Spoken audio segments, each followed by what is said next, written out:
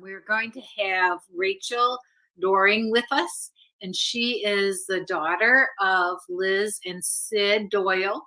Liz is the director of She Leads Michigan, and she has been an evangelist across this country and across the world in, I think, like 6 continents and I don't know how many countries throughout the last years. And we are so thankful that we can talk to Rachel as her daughter and to give us an idea of what life was like back in England, which was where she was born, and coming to the United States and all of that story and her journey with God. So we're grateful to have Rachel with us this morning. So Rachel Dohring, can we get her on the screen? Wow, that awesome tech group. One is your mom. Good morning or good afternoon, Rachel. How are you? I don't know what day it is, what time it is. Who knows? Oh, I know. I think most of us would just soon kind of find a corner to drool in for a while. We're just kind of run over with all the activities and all the excitement, right? And all the chocolate and all of the it's just a mess. I know. You kind of like step over the pile and do the next immediate thing, right? There's a good New Year's resolution. Find the floor. Yeah.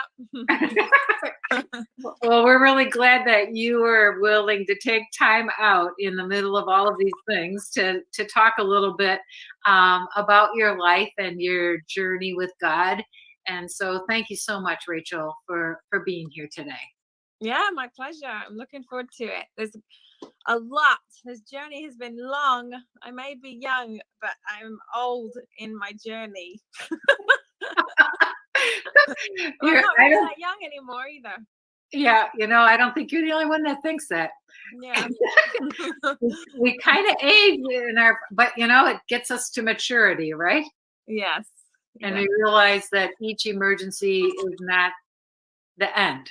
No, that's right. And that's a huge thing. And I think that's what I used to, I would respect about older people is that, they would have this calmness about them that reflected the number of emergencies they had in their life, the ups and downs and backwards things, and still to have a faith in God that gives them such a peace would be inspiring for me, even if they didn't put it in words.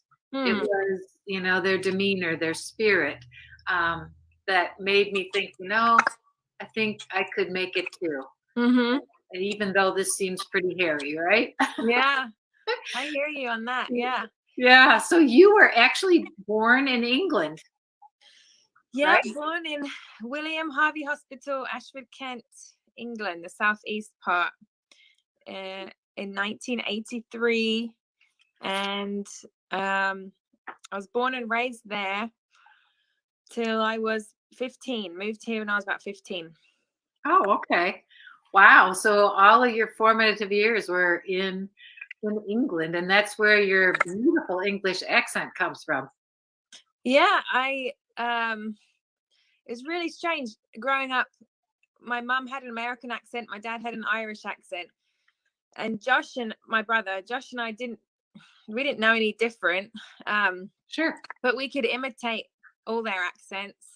But we just didn't pick up theirs. We spoke like all of our friends and teachers, and so but my friends at school, they always thought, wow, you've got an American mom, like a movie star. They always thought it was really cool that my mom had an American accent. Wow, that's so cool. What great variety. And yeah. Yeah. And then, so what did you think when they said you were moving to America? Yeah. So Josh and I grew up there. My parents were pastors of a really prominent church, the biggest evangelical church in our area. Now, in saying that, it was only 350, 400 people, but that was huge compared to the norm. Over there, churches were completely dead. People were either religious or most of them were atheists or agnostic, just didn't care, didn't believe in anything. So the school I grew up in, there was a handful of Christians and one Jehovah's Witness, and that was about it. So we got persecuted on a minor level our whole for our whole lives as far as kids, and that was just expected. Bible bashers and just called names all the time. It was just the undertone of what was to expect when you're a Christian. So my parents, being the pastor and the pastor's wife, they would drive the church bus around a lot, and I'd get dropped off at school in the church bus. So everybody knew Ashford Christian Fellowship. I was so embarrassed because it was just on loudspeaker, and it wasn't, America.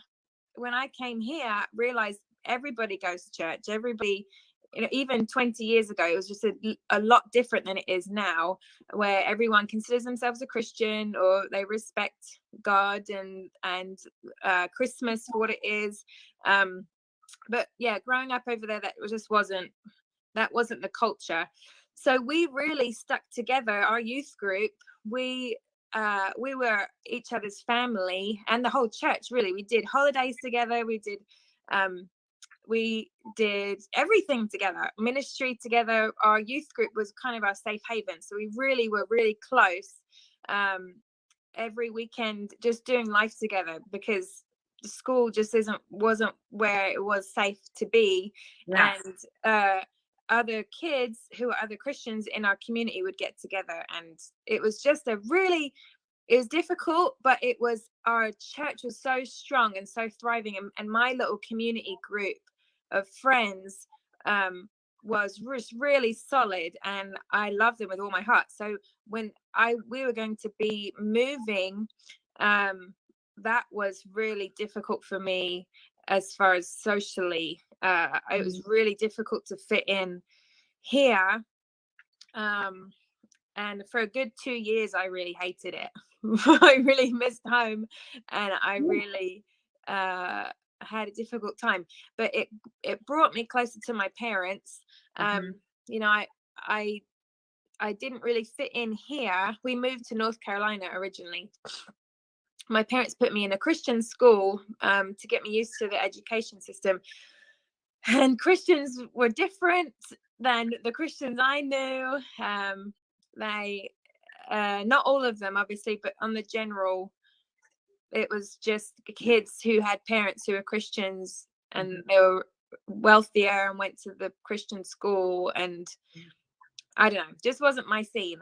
Yeah. So I spent a lot more time with my parents, go to the cinema with them on the weekends, and then I didn't really have many close friends. That was really difficult. Yeah, well, I'm sure too. You had gone through persecution and had grown up in the faith more than kids that had lived within the Christian quote unquote bubble kind of thing. And you were forced to go to a deeper level with God. Yeah, I think the second year we moved, that we were in the country, my parents put me in a public school. I just requested to leave that school, and it was much better. I found more authentic people. I got involved in sports and things like that. But I think just initially it was difficult. They had a really good youth group, but I think it was just a mixture of the different culture and missing all my friends, and yes, a lot of transition. I was always an outside, but then I was raised an outsider because of my beliefs, but then I didn't have anywhere safe to go. So it was just tricky. Yeah, right. Very, very hard. I moved a lot as a child too, all within the United States, but it did the same thing for me, realizing that other friends are going to come and go, but my parents kind of stayed the same. Yeah. That was a mooring for me, even though there were so many other transitions going on. So yeah, that's cool. So how did life go once after you got out of high school? Yeah, so then I went back to England for a year to do ministry with my church. But before that, when I was in that difficult time, I had met a guy. He was a youth intern in a youth group. He'd come over from California, really outgoing, really positive. And he was involved in drama and the arts, and that's where my passion was too, in singing. And we met and connected and became really, really good friends. And then I left for England for a year to do ministry, and then I came back and did Bible college in Canada. But during that time, we actually dated. So we dated for long distance for 3 years, but in that time span, we were with each other physically 5-6 months spaced in between. Yeah. So then he and I actually got married when I was 19. I came back to America and we got married very, very young. That's kind of what happened next. The next chapter. Yes. Yeah, those things happen. Yep. And so that marriage was kind of difficult, had a lot of challenges and struggles, and kind of ended up with a divorce and a daughter, correct? Yeah, my little miracle lifeline. She was everything to me in that dark time, and it's really hard still. We got married 2003, so it's a long time ago, but it's still difficult looking back on it and understanding, reasoning with what happened and kind of my sin and his part, and but seeing what a beautiful girl that came out of it and what a blessing she is. And even still now, she asks questions about it. She's 12 now, so she still asks questions today. And I was just reading, I've just started reading the Bible chronologically this morning, and we just started Job. So all of his suffering and looking at his suffering and everything he's gone through, and the Bible really never answers why he suffered. But what I learn is that Job's story is so much more of telling who God is and who his character is and how he's omnipresent, he's omniscient, he's always in control. He knows ahead what's going to happen, what every trial is going to play out, and how it's going to shape Job and mold him into who he's going to be.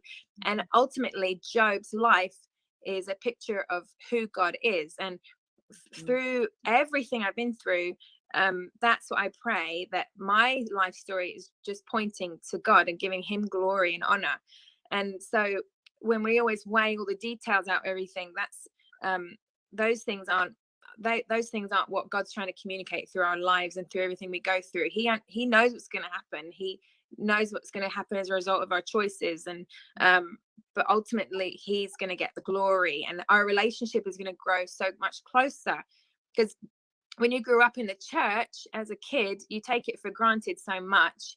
Even through the trials that I withstood, I still didn't really understand God's grace and mercy and his love. And it wasn't until it became real in my life situation that my relationship with him really deepened on a personal level. I remember giving my life to the Lord when I was 4 years old.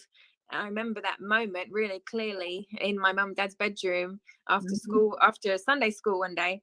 And so that becomes kind of your anchor as a kid and going through life. But it doesn't really become like the real core foundation until something is shaking you and throwing you out of the boat.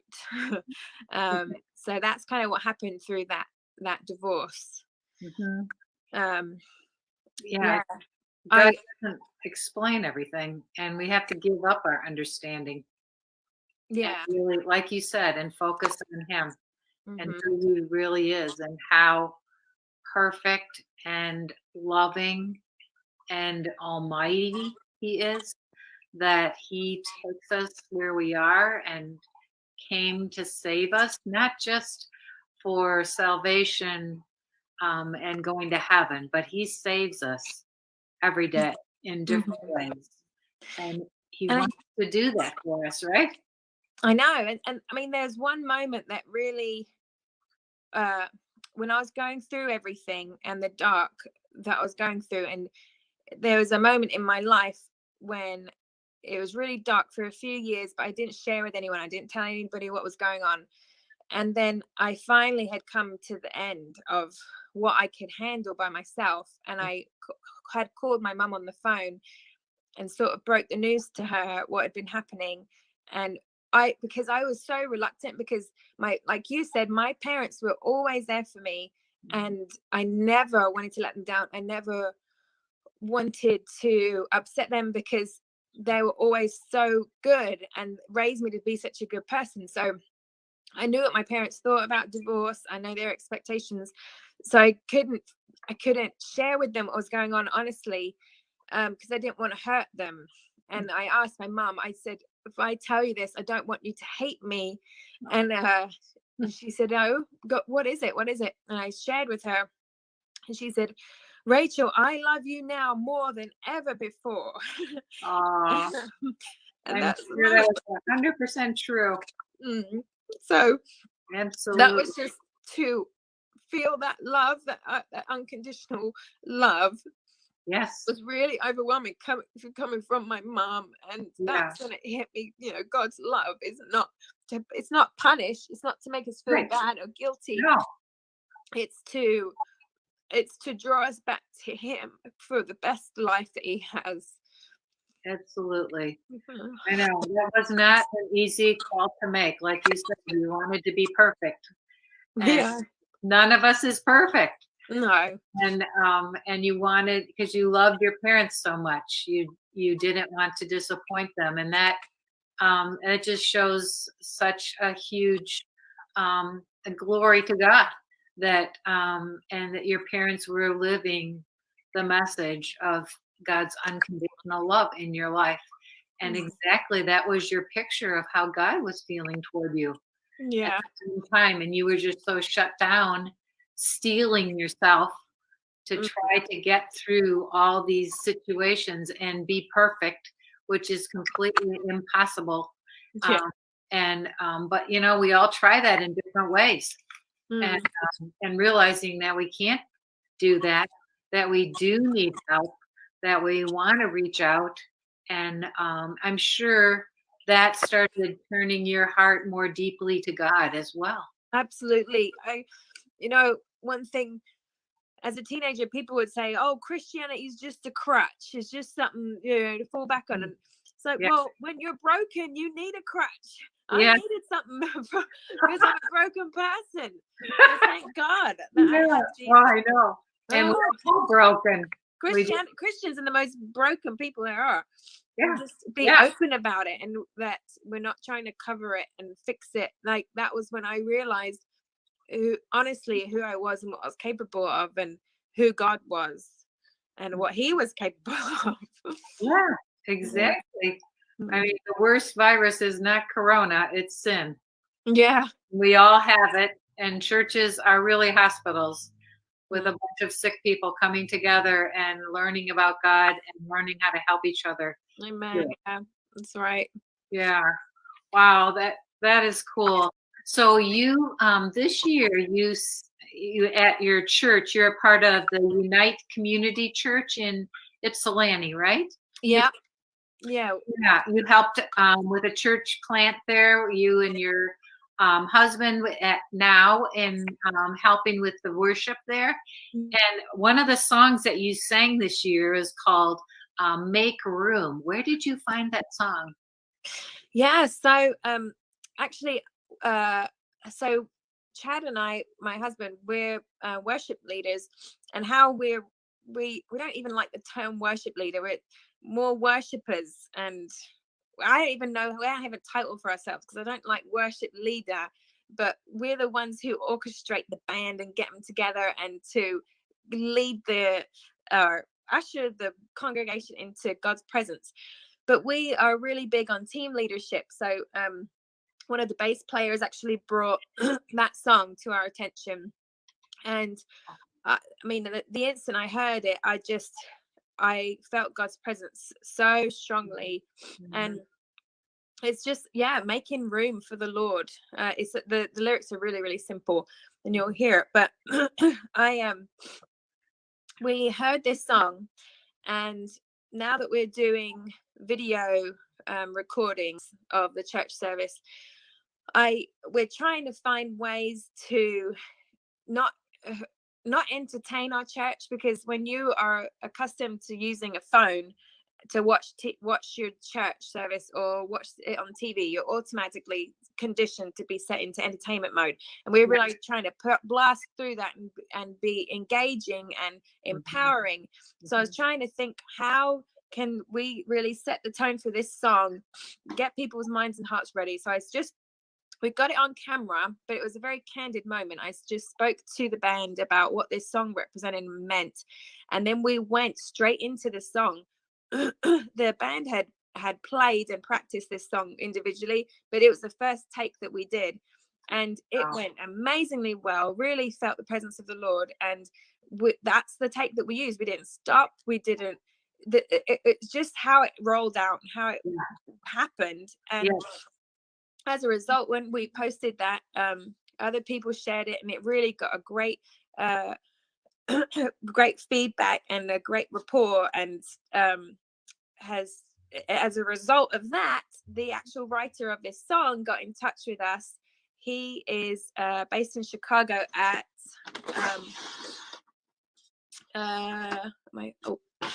he's Community Music. The name of his group is Community Music, and that's Lucas and Evelyn Cortazio. But they actually want to write with us and collaborate with us on some music, which is really cool. So just well, the Lord just does amazing things. But that's one thing that happened as a result of just us posting this really cool song. So that is so cool. I know it is an anointed song. And you sense the depth of the message of Christmas and of every one of our journeys as we think about the Christ child. So we want to play that for our audience now, and we hope you all feel the same way as you hear this beautiful rendition of Make Room.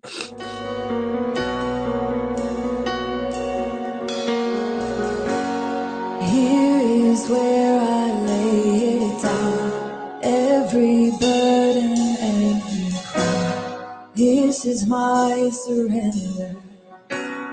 This is my surrender.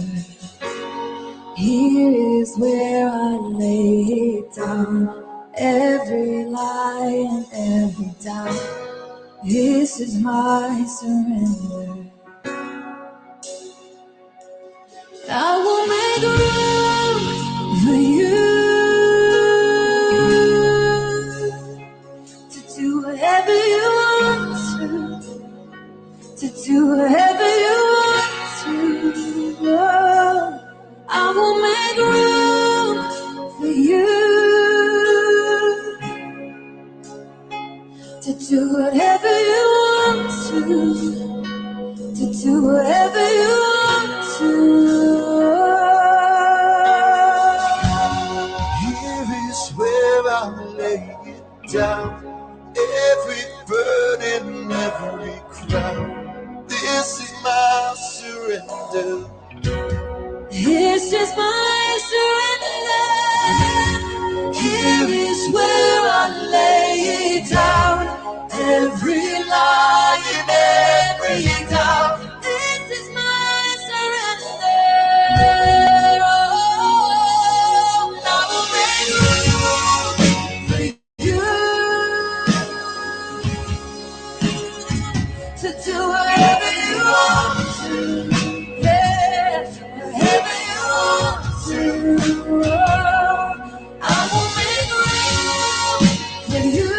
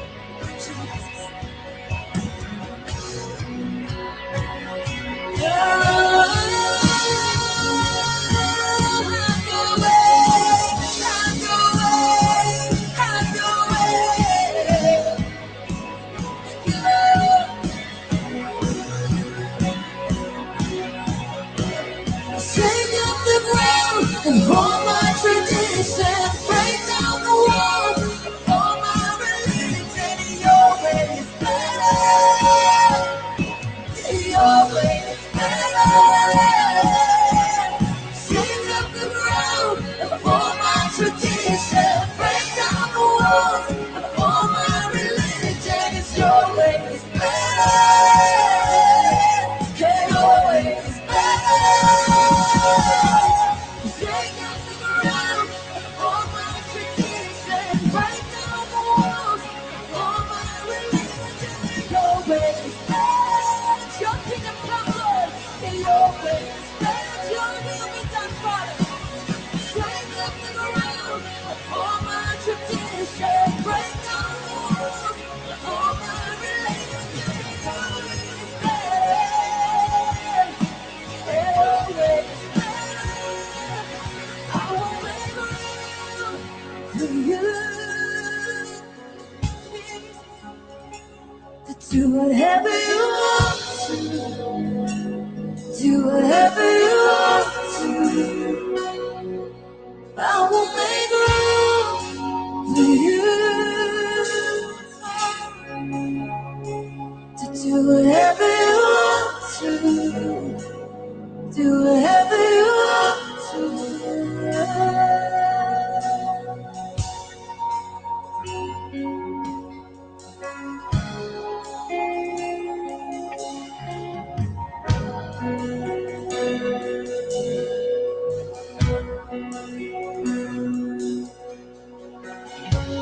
Here is where I lay it down. You are all I'm chasing. This is my surrender. This is my surrender. Here is where I lay it down. You are all I'm chasing. This is my surrender.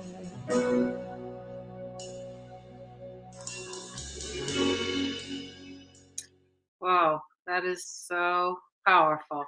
And I love the way you sat down when you said that, as well as your co-leader, and then to have other women in the background, and occasionally a male voice, like kind of the Joseph feeling. It was very moving, very moving. I know a lot of those things probably kind of happened, but it is it is the heart of Christmas, isn't it? That Mary was most highly favored when the angel came to talk to her, and that was her reaction, full surrender, and and willingness to do what God wanted her to do. And as she thought that through, it was harder and harder to do in her culture, in the reaction of her fiance and the full community. It was a very, very hard choice to be highly favored. And she had to make room first. And that is such a great example for all of us. We are not going to understand everything, but we do want to be fully surrendered to let the Lord have His way. Because it is a beautiful way, even though we don't understand it at the time, right? Right. Yeah.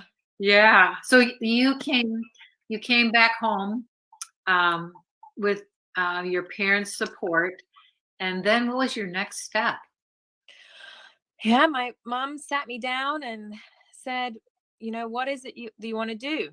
Your life is an open road.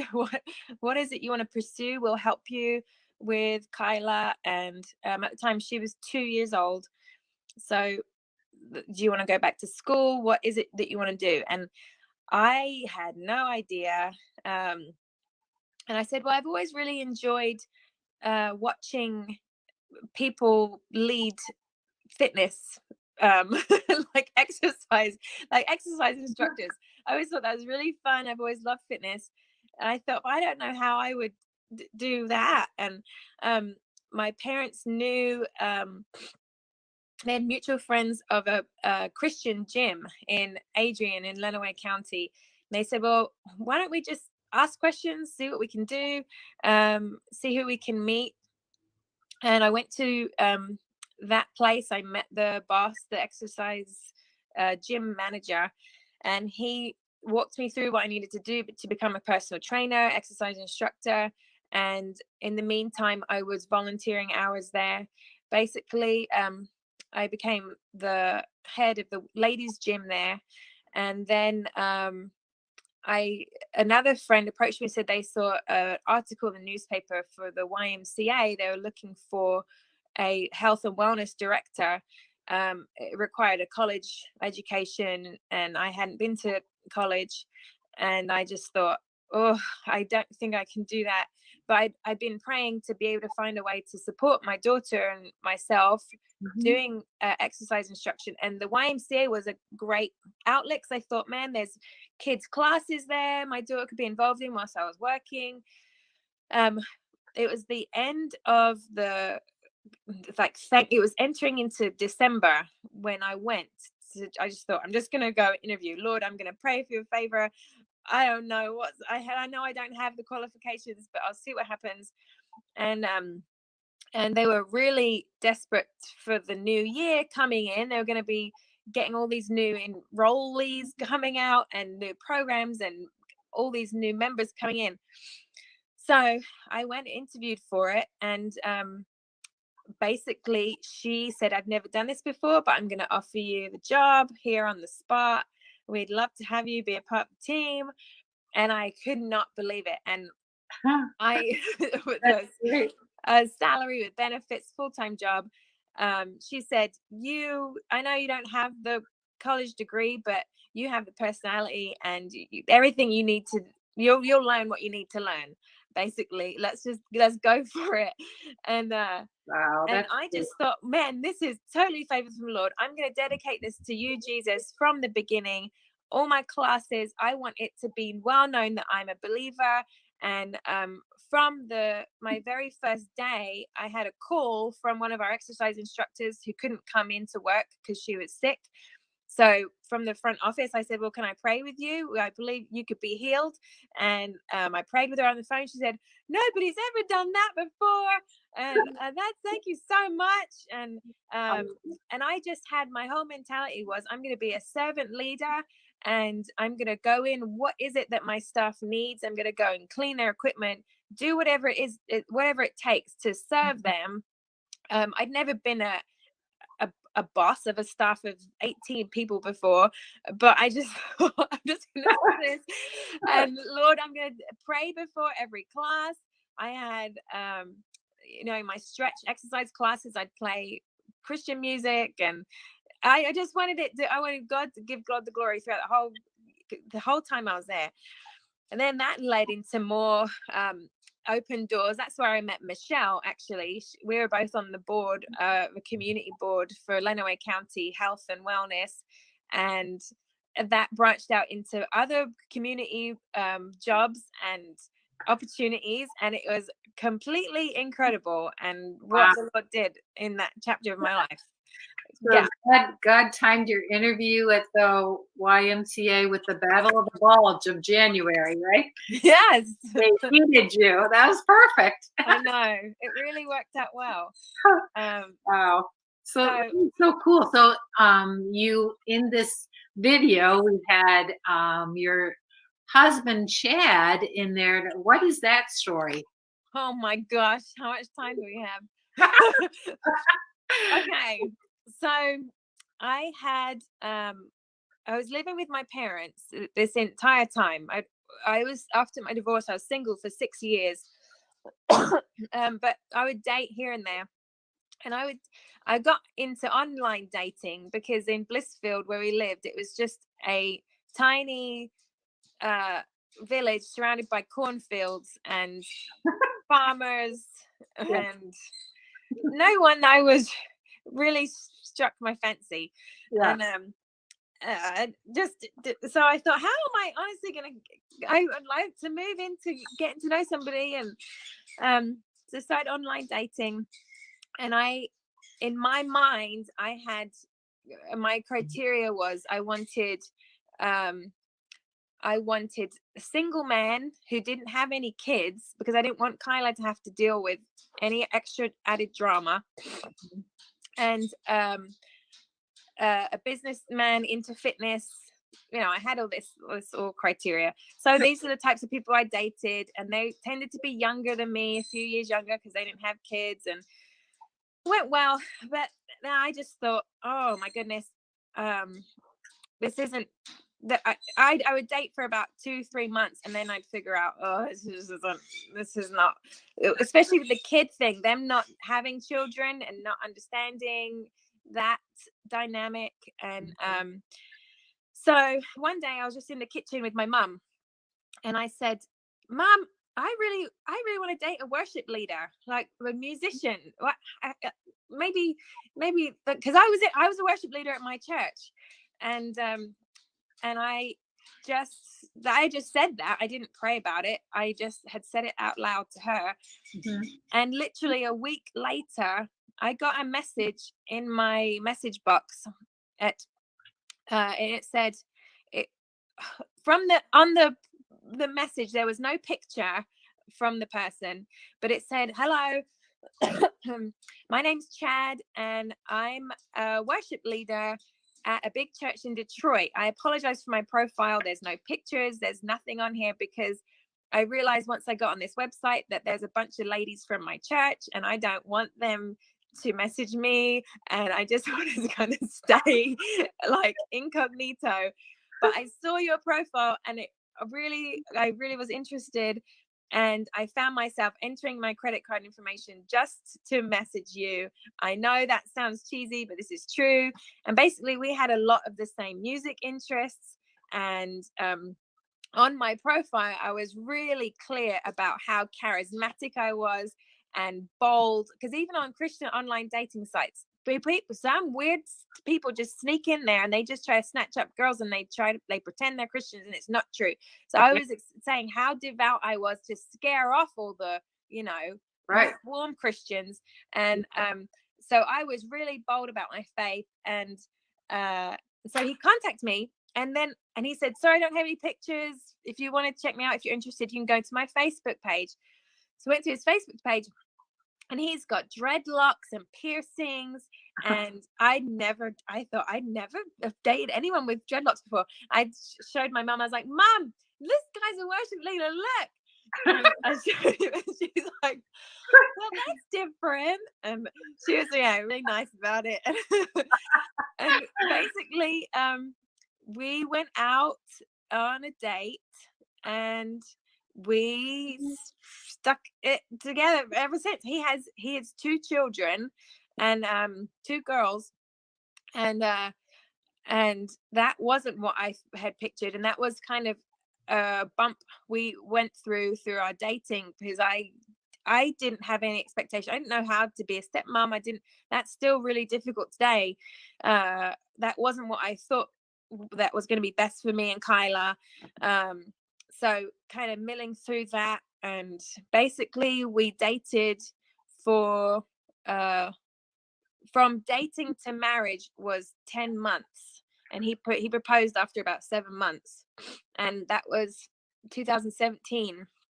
So that will be 4 years this March. wow. And then he's a worship leader, and we're pursuing the Lord together, and we're doing ministry together, and it's really exciting. And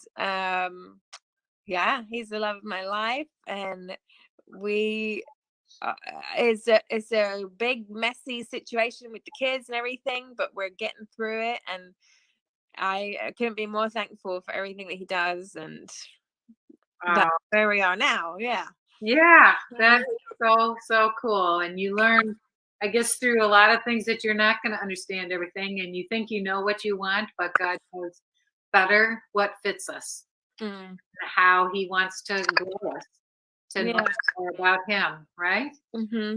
Wow, that is such a beautiful story. Isn't that something, how something came out of your mouth and then it showed up on your phone?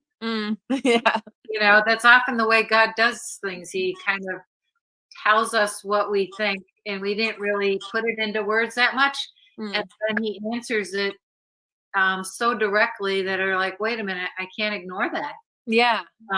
That all kind of connects, right? Yeah. And when you look back on it, you say, oh, how much does He love me to do it like that? The details.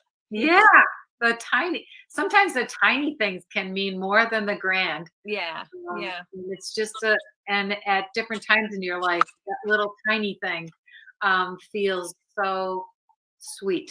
Mm, And mhm. that is such a beautiful story. So now you guys are in ministry and in music and in worship together, and you're doing work for the Lord. Do you have a blog too? Um, well, personally, when all this COVID hit, I have a podcast. Well, it hasn't launched yet. Okay. When March of last year, I was trying to be creative with all these ideas, what to do with the kids, and I started listening to podcasts for my devotionals.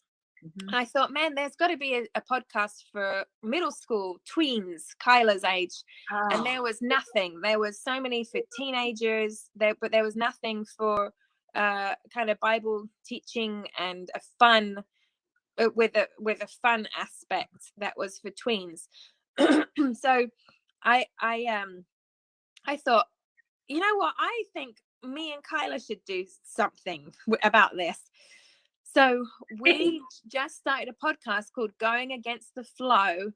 And it's all about, because my major frustration right now in this generation is how fixated they are on their phones and social media, how social media's motive is to just get them addicted to scrolling and comparison at such a young age. yeah. And then there's all this perverse sex that comes in that you don't know as parents, and all these, like on the TikTok, all the sites is just disgusting, corrupt world coming in through their phones. And so I refused kind of to have a phone. And I thought, this is insane. You're not going to be on social media, none of this. And I was strong against it. Then sending her back to school this year, she's in 7th grade, and I had to call the school one day to let her. She had forgotten her running stuff or something for track, and I needed to get her a message. So I called the office. The lady office says she doesn't have a phone. I said, no, she doesn't have a phone. A 12-year-old doesn't need a $600, $700 phone. Can you please relay this message to her? And I just thought because they take it for granted that these 10, 11-year-old kids are having these phones now. I thought, oh my goodness. So then I thought, what am I going to do about this? Because this is the world she's in. I can't just not have, like, she is in the world but not part of the world. But basically my end thought was that technology itself isn't morally, or it is morally neutral. Right. So it can be used to corrupt, or it can also be a tool to teach and promote good lessons for our kids, to lead moral and faithful lives. And media can isolate us from one another, but it also effectively can bring us together. And so it's a matter of mastering media and figuring out and teaching our kids how to be leaders in this light, rather than being sucked in and corrupted. So my podcast of Going Against the Flow, it's talking all about things that they're tackling right now, about friendships, about boys, about the last one was about manners, and it's just all these basic concepts, but it's all ties into social media, because that is what the world is right now. Mhm. So one of our hypothetical situations is an 11-year-old girl has just been given a phone, and basically one girl these two girls were best friends growing up. One's been given a phone, one hasn't been allowed to have a phone. The one who's given a phone now just thinks she's the bomb and is always on her phone and always in these sites, and so the other girl's being left out. So should the mother compromise and buy this other girl a phone just so that she can be involved? Now, these are the type of situations that we talk about. And I grabbed Kyla. It's me and Kyla hosting this podcast. So it's from a 12-year-old's perspective Perfect. and my perspective. Yeah. And she's so funny. And the things she says when we talk about Bible verses, like we were talking in the friendship episode, we were talking about how to spur one another on, and what a spur is. And she said, so does that mean you have to kick someone to get like all these just things? This is how they think, because this is how they think, because you're communicating to these lessons to a child that's not yet a teen, but you're talking to them, expecting them to understand. Right. But so to hear her honest back and forth between, it's just so funny, and we have so much fun doing it. So that's the next kind of venture that we're on. Well, that is such a beautiful principle of either being overwhelmed with the world and how it envelops us and crushes our children, our families, or to say, you know what, God is big enough to redeem this. Yeah. And the medium is neutral. He has an even better way to show us how to conquer it in a God-honoring way. Yeah. And that is such a story of courage and faith in God, and a way to build your relationship, strengthen your connection, and give your daughter ways to feel stronger in the middle of all that peer pressure. She feels your presence with her, as well as the Lord, right? So that is so great. I also heard you were doing something about reading the Bible chronologically. Did you mention that earlier? Hold on. There's Kyla. Say hi. Hey, Kyla. Hi. Good to see you again. Thanks for coming on. Congratulations on your major cool podcast. Thank you. She said thank you. She's in the middle of school. Yeah, so my friend just approached me at the beginning or 3 months ago and said she was going to read the Bible chronologically this year. And I've always, in the back of my mind, I've always thought I'd like to read the Bible through for a year. They have all these plans and everything. But then when she said chronologically, I thought that really kind of struck my interest. But in tandem with that, there's a podcast that goes with it. And it's called Bible Recap. And the lady gives you, it's a 9 to 11 minute recap of what you've read that day. So we have a plan that we're reading, but there's also this podcast to kind of tie it all together and let you know how everything's linked together. And so I thought, oh, that would be great. Yeah. And so I just posted it on my Facebook that this is something I was interested in. And it was just me and Ashley doing it, and I think her small group. And then literally 60 people said, we want to do it too. This sounds great. So we've got a big group going in YouVersion. And the lady whose podcast it is called Tara Lee Cobble. It's called the Bible Recap. She's read this chronologically through 12 times. Whoa. And she decided to do a podcast. And this is I think the second or third year that that she's actually going through with people. And it was in the top 10 podcasts last year, the popularity, how huge it was. So far it's going really, really well. It's really simple. And it just gives you the plan of what to read. She gives you the recap, and then there's all of us are giving our talk it over points about how we feel God's character is communicated through what we read today. So it's really effective. It's really great having a community with you. That accountability aspect is so powerful, especially with anything, exercise, Bible reading, having a group there with you. So my plan every day, and so far it's been great. We're only on January 3rd or 4th. I wake up in the morning, I do my Bible reading, and then I listen to the podcast as I'm doing my exercise. So I've got the Bible reading the first day, and then I'll go on a run. Then the second day I'll do the Bible reading and I'll do a strength. And then the third day I'll do Bible reading and I give my body a break. And keep going. Got very small goals right now, because last year was just there were no goals, there was nothing. It was just poop. So I thought I'm just gonna go slow, and so far it's going wonderfully well. Oh, that is great. Everybody feels that way. Yes, exactly as you described. It was the COVID-19, and it was 19 pounds. Yeah, I know. It was like, what is life as a blob, right? Because everybody felt like they were being dragged around by something outside of their control. I know. Yeah. That is such a great way. If other people listening would like to get involved in that, how would they do that? Yeah, if you friend me on Facebook, then I'll join you. We've got a Facebook group going just for accountability's sake. And then I'll plug you into the YouVersion plan that we're doing. So it's not too late to start. I just had another person just start today as well.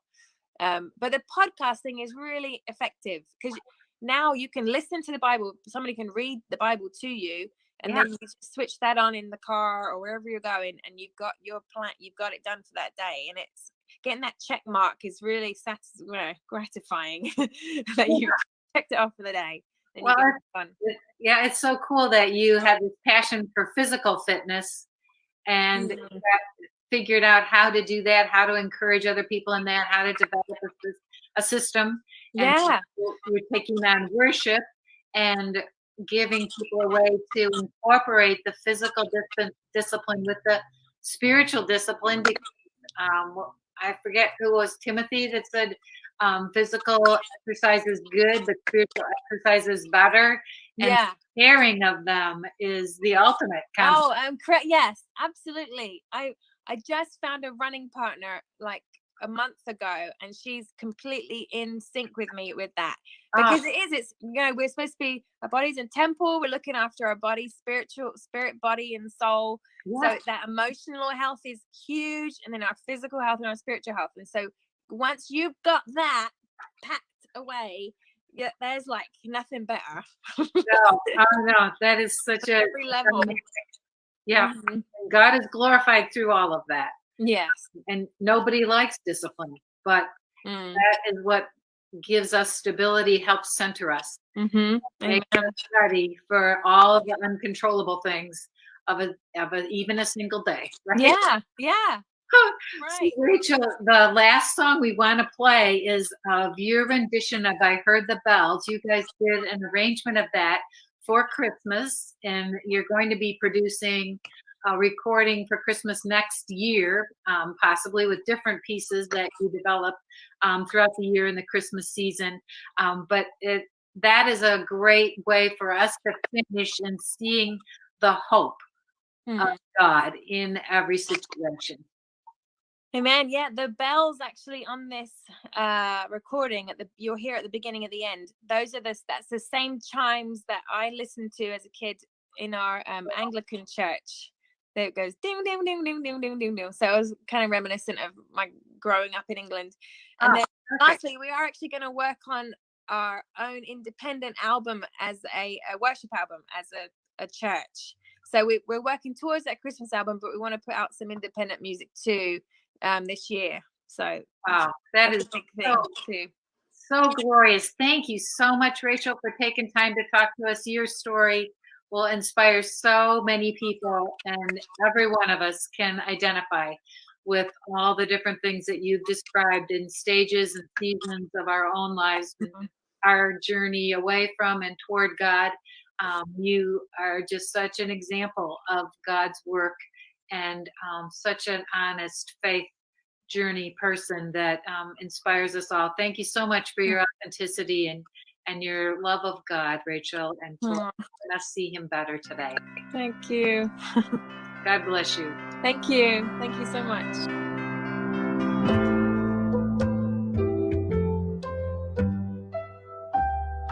I heard the bells on Christmas Day, their old familiar carols play. Wild and sweet, the words repeat of peace on earth, goodwill to men. And thought how as the day had come, the belfries of old Christendom had rolled along the unbroken song of peace on earth, goodwill to men. We need peace on earth. Holy Spirit, breathe on us. We need peace on earth. Holy Spirit, breathe on In despair I bowed my head. There is no peace on earth, I said. For hate is strong and mocks the song of peace on earth, goodwill to men. We need peace on earth. Holy Spirit, breathe on us. Father, we need peace on earth. Holy Spirit, breathe on us. Father, we need peace on earth. Holy Spirit, breathe on